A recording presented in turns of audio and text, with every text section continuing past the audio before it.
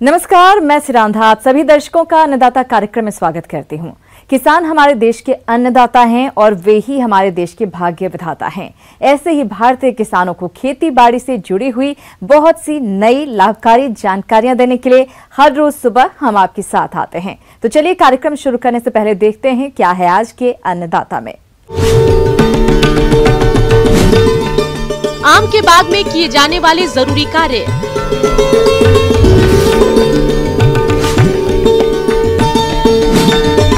पत्ता गोभी की स्वस्थ नर्सरी उगाने की तकनीक,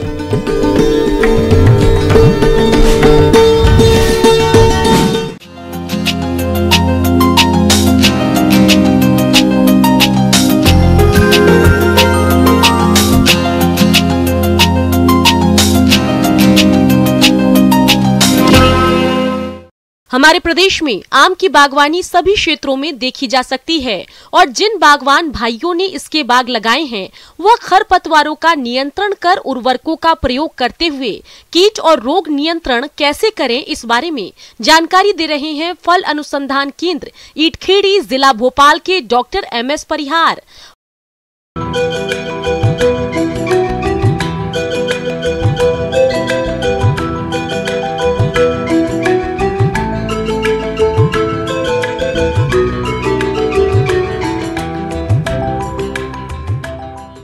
सम्मानीय कृषक बंधुओं, सबसे महत्वपूर्ण बात होती है आम की सिंचाई। वैसे तो इस बार बरसात काफ़ी तेज हुई है और बड़ी इनरेगुलर बरसात हुई है, पर फिर भी चूँकि अब एकदम पानी खुला हुआ है तो अभी जैसे ही आप थाला बनाएं, थाला बना के खाद डालें, खाद डाल के सिंचाई निश्चित रूप से करना चाहिए। नमी बनी रहना चाहिए और ख़ास तौर से मतलब जो है दरारें आम के तने के चारों तरफ दरारें नहीं फटना चाहिए। तो मतलब सिंचाई की समुचित व्यवस्था, ख़ास तौर से जहाँ हल्की मिट्टी है वहाँ आप 8-10 दिन के अंतर से, जहाँ गहरी काली मिट्टी है वहाँ 15-20 दिन के अंतर से इस तरीके से करें। एक और विशेष बात सिंचाई में याद रखें कि जब बौर आने की प्रक्रिया शिवरात्रि के लगभग से शुरू होती है, शिवरात्रि के पहले से ही शुरू हो जाती है, तब सिंचाई बंद कर दें पूरी तरह से। तब पौधे को भरपूर गर्मी मिलना चाहिए और तब उसकी सिंचाई आप बंद कर दें जिससे बौर भरपूर तरीके से आए।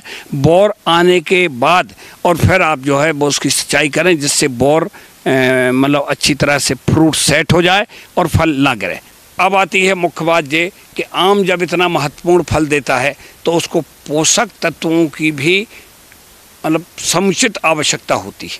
आपको सड़ी हुई गोबर की खाद या बर्मी कंपोस्ट करीब करीब एक पौधे में 25 से 30 किलो सड़ी हुई खाद, यूरिया, सुपर फास्फेट और आपका सिंगल सुपर फास्फेट के साथ पोटास, इस तरीके की चीज़ों का आपको जो है मिश्रण बना के, अगर आप चाहें तो हड्डी का चूरा, नीम की खली भी आप जो है वो गोबर के साथ सड़ा के उपयोग कर सकते हैं।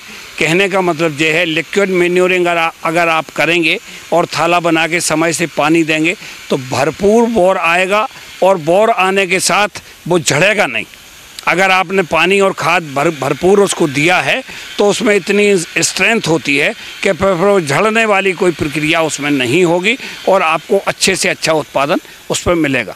एंथ्रेक्नोज फफूंदी जनित यह रोग उपयुक्त वातावरण जैसे अधिक नमी एवं वर्षा की स्थिति में तेजी से फैलता है। नई पत्तियों पर दाग पड़ना, फलों का मुरझाना, फलों का सड़ना आदि इस रोग के लक्षण हैं। इस बीमारी की रोकथाम हेतु 0.1% बेविस्टीन 1 ग्राम दवा प्रति लीटर पानी या कॉपर ऑक्सीक्लोराइड 0.3% 3 ग्राम दवा प्रति 1 लीटर पानी का छिड़काव करते हैं। प्रभावित टहनियाँ एवं पत्तियों को काटकर जला देते हैं। आम में मतलब जो है वो 1-2 रोग बड़े महत्वपूर्ण आते हैं। एक तो मतलब जो है वो एंथ्रेक्नोज है, पाउडर मिल्लू है, सफ़ेद पाउडर है, इस तरीके के आपके जो है वो ब्लैक स्कर्व है, इस तरीके के रोग भी मतलब जो है वो आम के ऊपर देखे गए हैं।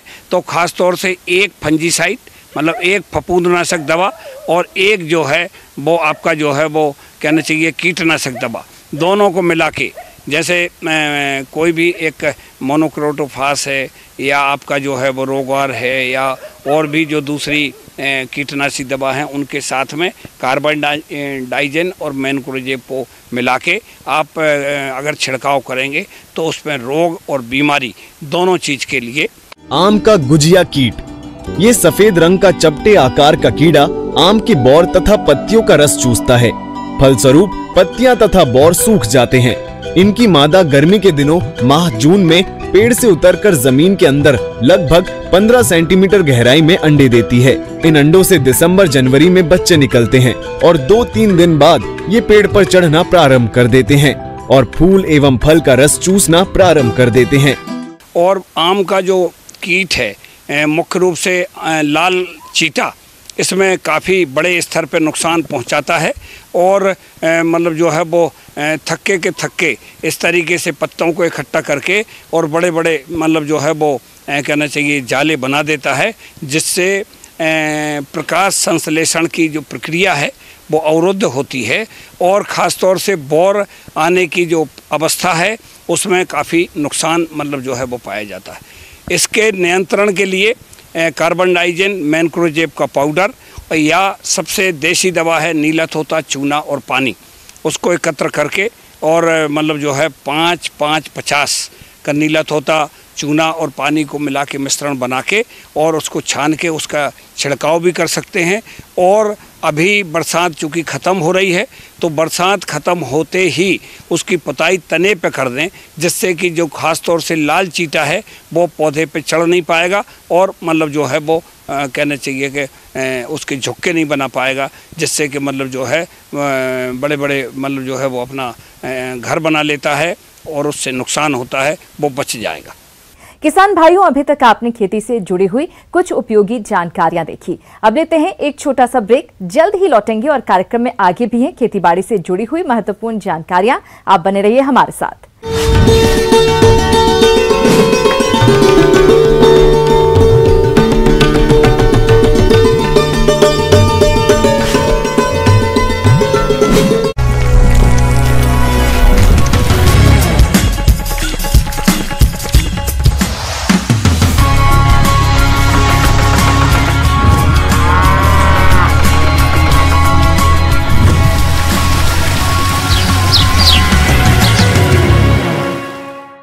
ब्रेक के बाद आप सभी दर्शकों का अन्नदाता में स्वागत है। चलिए अब रुक करते हैं अगली कड़ी की ओर।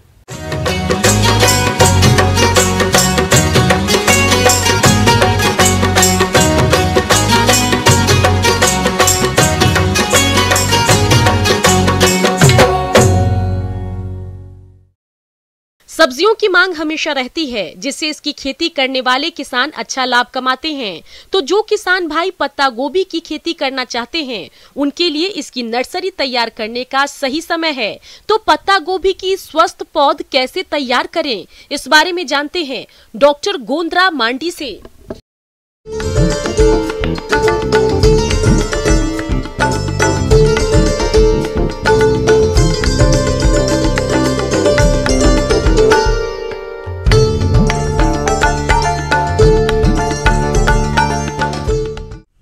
अगर हम सब्जी खेती की बात करें और उसमें सफलता की बात करें तो ये निर्भर करता है आपका स्वस्थ नर्सरी के ऊपर। अधिकतर सब्जी फसलों में हम जो है नर्सरी तैयार करते हैं। आज हम गोभी वर्गीय सब्जियों की पौधशाला यानी नर्सरी किस तरीके से तैयार करेंगे उसके बारे में हम बात करेंगे। तो सबसे पहले किसान भाई उचित स्थान का आपको चयन करना होगा। उचित स्थान कहने का मतलब ये है कि आपको उस तरह का जगह का चयन करना होगा जहाँ पानी नहीं लगता हो और उसमें पूरी तरीके से धूप आना चाहिए, खरपतवार मुक्त होना चाहिए और आपके खेत के समीप हो, ताकि जब आपका बिचड़ा तैयार हो जाएगा उस समय आपको बहुत कम समय में आप उसको खेत में लगा सकें। और बंद गोभी के लिए golden acre, early drum head, late drum head और प्राइडोपिया इंडिया, ये सारे वैरायटी आप प्रयोग कर सकते हैं किसान भाई। 1 हेक्टेयर क्षेत्र की पौध तैयार करने के लिए लगभग 100 वर्ग मीटर का स्थान का चुनाव करें। उसके बाद 5 मीटर लंबी और 1 मीटर चौड़ी क्यारियों को बना लेना चाहिए और क्यारियों की ऊंचाई जमीन से लगभग 15 से 20 सेंटीमीटर रखनी चाहिए। इन क्यारियों में बीज बोने से पहले क्यारियों से कंकड़, पत्थर, खरपतवार आदि अशुद्धियों को हटा देना चाहिए ताकि क्यारियों को 25% फॉर्मेल्डिहाइड से उपचारित करना चाहिए। तो हम पारंपरिक तरीके से जो नर्सरी करते हैं उसके लिए हम ज़मीन का पहले तैयार करते हैं और जो आप नर्सरी तैयार करेंगे उसमें आप सड़ा हुआ गोबर होगा, बालू होगा और मिट्टी होगा। ये समान मात्रा में लेके हमारा जो नर्सरी बेड होगा, साधारणतः नर्सरी बेड हम 1 मीटर बाय 2 मीटर 3 मीटर लंबाई ज़रूरत के हिसाब से रखते हैं, तो उसमें हमको प्रयोग करना है। ये मिट्टी उसमें प्रयोग करने के बाद अगर हम नर्सरी बेड को अगर सोलराइजेशन करते हैं तो उसमें कीट, बीमारी या कीड़ा मकोड़ों से बिल्कुल हम उसको मुक्त कर सकते हैं। इसके लिए क्या करना है, आपको 200 माइक्रोन का प्लास्टिक शीट लेना है और उसको नर्सरी बेड को पूरी तरीके से ढक देना है। तो इससे क्या होता है कि उसके अंदर में जो भी जीवाणु, कीटाणु या कीट के जो अंडा लार्वा है सारे नष्ट हो जाएंगे। इसके बाद हम उस नर्सरी में हमें बीज का रोपण करना है। स्वास्थ्य नर्सरी तैयार करने के लिए बुवाई से पहले बीजों को उपचारित जरूर करें, क्योंकि शुरुआती अवस्था में इसके पौधों पर कई रोगों का प्रकोप होने लगता है। इससे बचने के लिए कार्बेंडाजिम 1 ग्राम से प्रति किलोग्राम बीज को उपचारित करें। फिर प्रोटे या नर्सरी में बीजों की बुवाई करें। अगर आप नर्सरी में इसकी बुवाई कर रहे हैं तो बीजों की लाइन में बुवाई करें। तैयार क्यारियों में बीज को 10 से 15 सेंटीमीटर की दूरी पर तथा 1 से 2 सेंटीमीटर की गहराई पर बोना चाहिए। इससे बीजों का अंकुरण अच्छा होता है। ठीक इसी तरीके से आपको बीज को लगाना है।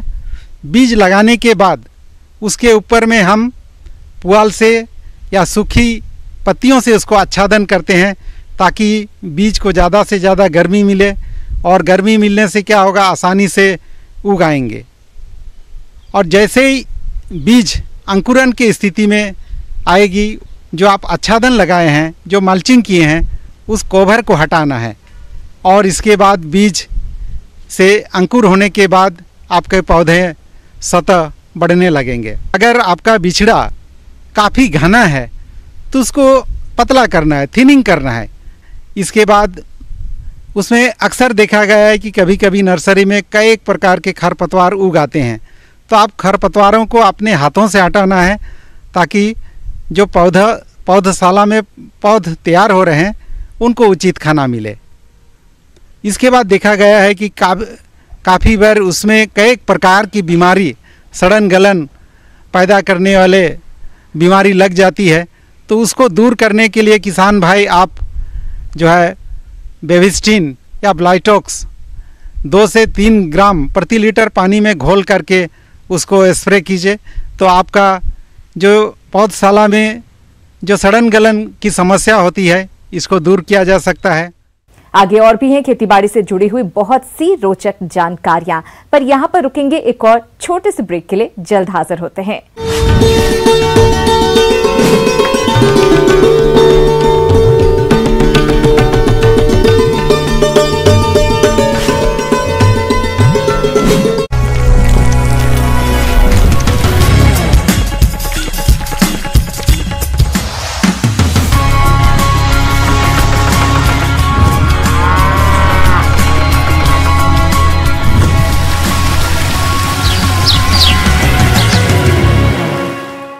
ब्रेक के बाद एक बार फिर से आप सभी दर्शकों का अन्नदाता कार्यक्रम में स्वागत है। बढ़ते हैं अगली प्रस्तुति की ओर।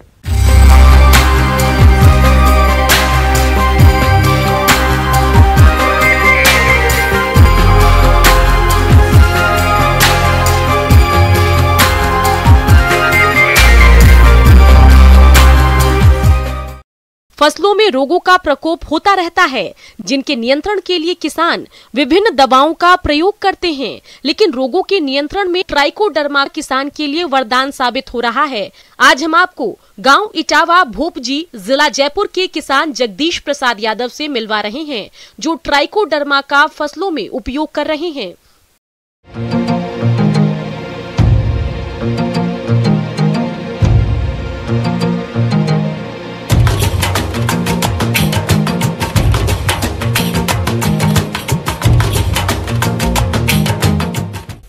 वर्तमान समय में आधुनिक खेती की तरफ किसानों का रुझान बढ़ रहा है दिनों दिन। तो आधुनिक खेती का मतलब एक तो प्रोडक्शन ज़्यादा होने के साथ साथ में एक प्रोडक्शन शुद्ध भी होना चाहिए, जो इंसानों के लिए खाने में किसी तरह का रासायनिक दुष्प्रभाव न करे। तो इसलिए आधुनिक खेती में एक जैविक जो कल्चर होते हैं उनका महत्व दिनों दिन बढ़ता जा रहा है। किसान भाई फसलों में रोगों के नियंत्रण के लिए रासायनिक दवाओं का अंधाधुंध इस्तेमाल कर रहे हैं, जिससे उपज की क्वालिटी तो खराब हो ही रही है, साथ ही साथ इन रोगों के नियंत्रण पर दवाओं का खर्च भी अधिक लगता है। इन सब से बचने का सबसे सस्ता और अच्छा उपाय है कि आप फसलों को रोगों से बचाने के लिए ट्राइकोडर्मा का प्रयोग करें। किसान भाइयों, ट्राइकोडर्मा एक जैविक फफूंद है जो मृदा जनित रोगों को रोकता है। इसका प्रयोग कई फसलों में कर सकते हैं, जैसे दलहन, तिलहन, कपास, सब्जियां, टमाटर, बैंगन, मिर्च, केला, राजमा, गोभी, मटर, सूरजमुखी इत्यादि। ये ट्राइकोडर्मा का होता है जो मुख्य रूप से फफूंदीनाशक के रूप में किसान उसको काम में लेते हैं। को बाजार में खरीदने के बाद में हम घर लाके उसका डेवलपमेंट करते हैं, उसका कल्चर का, और डेवलपमेंट करने के बाद में उसको हम खेती के उपयोग में लेते हैं। का उपयोग करने का दो तरह का तरीका होता है हमारा। एक होता है बेसल डोज में काम में लेना, जो बेड बनाते वक्त उसको काम में लेते हैं, और दूसरा तरीका होता है ड्रिप के थ्रू उसमें फसल में अप्लाई करने का। तो इसको हम घर लाने के बाद में दो तरह से उसको डेवलप करते हैं। एक होता है पानी में सीधा उसको डेवलप करना, और दूसरा होता है वर्मी कंपोस्ट या गले सड़े खाद में उसको डेवलप करना। पानी में ड्रम में डेवलप करने के लिए हम उसमें एक पहले 200 लीटर का पानी का ड्रम लेते हैं, उसमें करीब 180 लीटर पानी डालते हैं। शुद्ध पानी हो, किसी तरह का पौंड का पानी काम में नहीं लेते हैं, शुद्ध पानी उसको काम में लेते हैं। और उसमें 2 किलो गुड़ एक अलग से एक उसमें ओटा कर और उसको ठंडा करके छान कर फिर उसमें 2 किलो गुड़ को उसमें ड्रम में डाल दिया जाता है। उसके बाद में जो कल्चर होता है बाजार से लाया हुआ कल्चर या यूनिवर्सिटी से लाया हुआ कल्चर या एग्रीकल्चर विश्वविद्यालय वगैरह से लाते हैं, तो उनको लाके उसमें ड्रम में छोड़ देते हैं। उसके साथ ही उसमें करीब आधा किलो हम बेसन मिलाते हैं, किसी भी तरह का दाल का बेसन हो।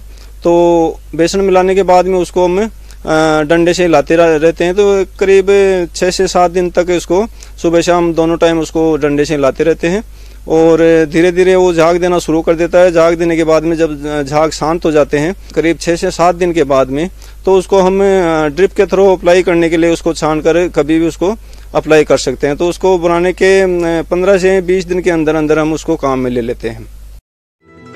ट्राइकोडर्मा का खेतों एवं फसलों में इस्तेमाल करके कई रोगों जैसे जड़ गलन, तना गलन, बीज सड़न, आद्र गलन, उकठा इत्यादि की रोकथाम बहुत कम पैसे में आसानी से की जा सकती है। किसान भाइयों, यदि आपकी फसलों में जड़ गलन रोग आ रहा है तो आप इसके नियंत्रण के लिए ट्राइकोडर्मा 10 ग्राम प्रति लीटर पानी में मिलाकर ड्रेंचिंग करें, तो इससे आपकी फसल रोग से बच जाएगी और पैदावार अधिक मिलेगी। एक दूसरा तरीका होता है वर्मी कंपोस्ट या सले गड़े सड़े उसमें गोबर में उसको डेवलप करने का। तो उसके लिए हम एक क्विंटल पहले सड़ी गली गोबर का खाद लेते हैं, या फिर उसकी जगह वर्मी कंपोस्ट लेते हैं 1 क्विंटल, और उसमें 2 किलो हम ट्राइकोडर्मा का जो कल्चर होता है लाया हुआ वो उसमें डालते हैं। उसको अच्छी तरह से मिक्स कर लेते हैं। मिक्स करने के बाद में उसमें अच्छी तरह से नमी करते हैं। करीब 50 से 60% नमी करने के बाद में उसको छाया में रखते हैं। छाया में रखकर उसको अच्छी तरह से टाट से हम ढक देते हैं, और उसमें नमी बनाए रखते हैं हमेशा करीब 10 दिन तक। और 10 दिन करीब 8 से 10 दिन बाद में उसमें दोबारा से फिर पलटी निकालते हैं एक बार, फिर उसमें नमी करते हैं, और फिर 8 से 10 दिन तक उसको फिर रख देते हैं। तो करीब 20 दिन के बाद में अच्छी तरह से कल्चर उसमें डेवलप हो जाता है, और उसको हम बेड बनाते वक्त उसमें अप्लाई करते हैं। तो इसमें सबसे बढ़िया इसका फ़ायदा ये हो जाता है कि किसी भी तरह का अगर फंगस होता है हमारी ज़मीन में तो वो उसमें कंट्रोल हो जाता है ट्राइकोडर्मा से।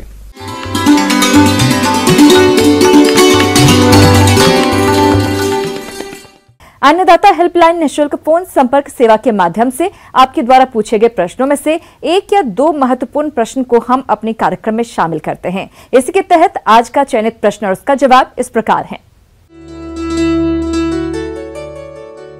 निःशुल्क अन्नदाता हेल्पलाइन में आज हमने जिस प्रश्न को शामिल किया है उसे पूछा है ग्राम खोटियानी, जिला भोपाल के मोहन ठाकुर ने। आपने हल्दी की फसल में किए जाने वाले जरूरी कार्यों पर जानकारी चाहिए है, तो इसके लिए देखिए कार्यक्रम का यह अंश।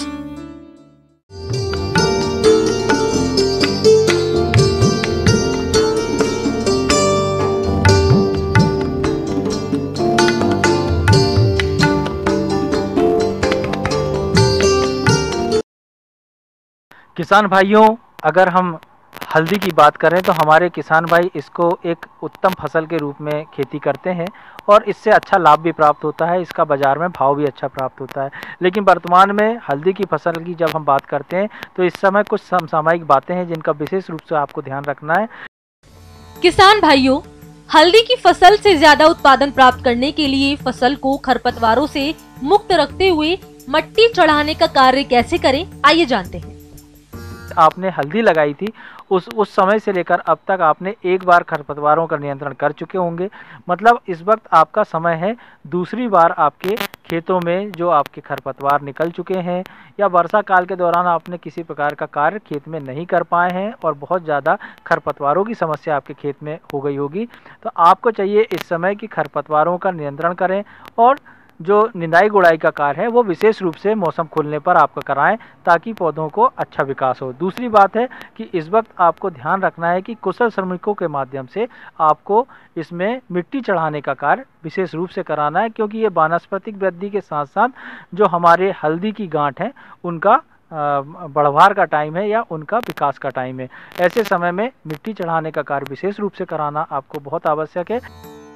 इसके बाद बात आती है सिंचाई प्रबंधन की। अगर वर्षा का अंतराल ज्यादा हो तो आप अपनी फसल में नमी की कमी होने पर सिंचाई करें, जिससे आपकी फसल की अच्छी बढ़वार हो सके। दूसरी बात आती है कि कई बार बहुत अधिक पानी की मात्रा हमारे खेत में हो जाने से या वर्षा ऋतु में बहुत अधिक पानी का भराव होने से, जल निकास नहीं होने से और कई बार देखा होगा कि नमी बहुत ज़्यादा होने से जो हमारे पोषक तत्व हैं वो भी खेत में धीरे धीरे या तो नीचे चले जाते हैं या फिर पानी के साथ में बहकर खेत से बाहर चले जाते हैं। तो ऐसे समय में पोषक तत्व की कमी भी हमारे खेतों में या हमारे जो हल्दी का खेत है उसमें दिखाई देती है। ऐसे समय में पौधे कुछ हल्के से उनके लक्षण दिखाई देते हैं, जैसे पत्तियां पीली पड़ रही हैं, वृद्धि नहीं दिखाई देती, कि इसका मतलब है कहीं ना कहीं पोषक तत्वों की कमी हमारी इन जल भराव के कारण या जल के अधिक बहाव के कारण हमारे खेत में हुई है। ऐसे समय में हमको चाहिए कि 19-19-19 का जो हमारा NPK का घोल होता है उसका आप छिड़काव करें और किसी विश्वसनीय संस्था से आप इसको प्राप्त करें और उसके बाद ही आप इनका खेतों में इस्तेमाल करें। किसान भाइयों, हल्दी की फसल में एक कीट आता है जिसे हम तना भेदक कीट कहते हैं। ये कीट हल्दी की फसल को हानि पहुंचाने वाले कीटों में प्रमुख कीट है। इसका लार्वा तने को भेदकर उसकी आंतरिक कोशों को खा लेता है और पौधे के ऊपरी भाग की पत्तियां पीली पड़ जाती हैं। इसके लार्वे हल्के भूरे रंग के होते हैं। यदि फसल पर कीट के शुरुआती लक्षण दिखाई दें तब कीटनाशक क्यूनोल फास दवा की 2 मिलीलीटर मात्रा का प्रति लीटर पानी के हिसाब से घोल बनाकर फसल में 21 दिनों के अंतराल पर छिड़काव करना ज्यादा प्रभावशाली होता है। दूसरी बात आती है कि कई बार देखा है कि वर्षा ऋतु में बहुत अधिक मात्रा में पानी के कारण, जल भराव के कारण भी हमारे जो कंद हैं उनमें गलन की समस्या आती है और जो हमारे कंद हैं वो गलने लगते हैं। और इनको खींच कर देखें, अगर पौधे अपने कंद से आसानी से बाहर आ रहे हैं इसका मतलब कि उनमें गलन की समस्या आने लगी है।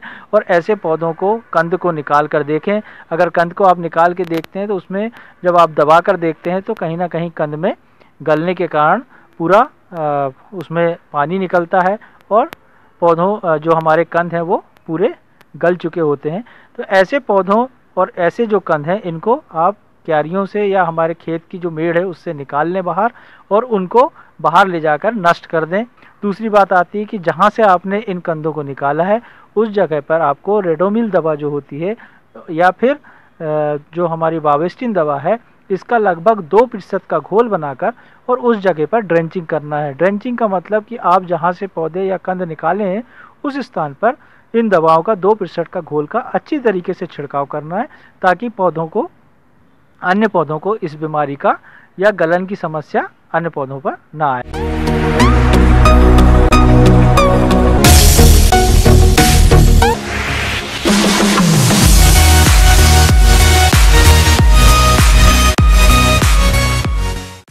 आइए अब एक नजर डालते हैं राज्य के कुछ चुनी हुई मंडियों के प्रमुख फसलों के बाजार भाव पर।